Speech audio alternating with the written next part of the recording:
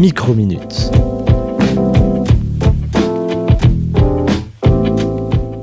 On s'intéresse ce matin au musée de l'Aventure du Sucre. Ce site patrimonial incontournable qui raconte l'histoire et les secrets de la canne a été rénové après 23 ans d'existence.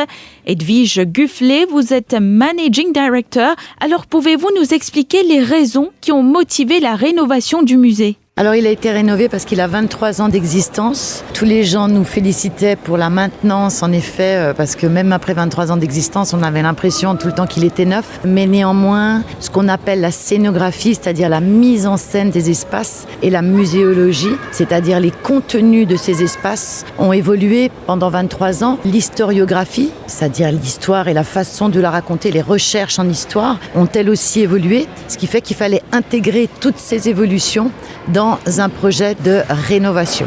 Et quel est le retour des visiteurs ? On a vraiment des retours fantastiques sur ce qu'est cette nouvelle offre, on va dire immersive, expérimentale aujourd'hui. À travers cette rénovation, quelles sont les nouvelles technologies qui ont été intégrées au musée ? Tout ce qu'on appelle l'immersif, c'est-à-dire l'interactif, des jeux. Il faut que ce soit sous forme gaming, on va dire. C'est ça qui était intéressant. Puis sous forme de petites recherches, ça peut être classique ou très technologique avec des écrans interactifs et des jeux à faire. En fait, c'est vraiment l'interaction et le gaming qui est important. Mais malgré ces aspects technologiques, vous avez quand même conservé l'histoire ici. De toute manière, ça reste ancré dans la réalité de ce qu'est cette sucrerie. Elle a quand même 200 ans, elle a tourné jusqu'en 1999. Donc ce que nous disent les gens, c'est qu'ils sont contents parce qu'ils ont l'âme de Maurice. Les Mauriciens nous le disent aussi, il y a quelque chose de très vrai, de très profond, de très ancré dans ce lieu. Edwige Gufflet, nous vous remercions pour ce partage autour du musée.